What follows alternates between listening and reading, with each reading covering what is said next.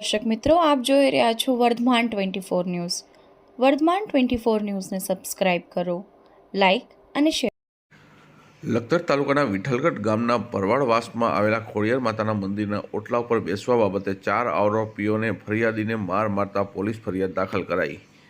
માતાજીના મંદિરના ઓટલા ઉપર કેમ બેસવા આવે છે તેમ કહીને માર માર્યાની ફરિયાદ જણાવાયું.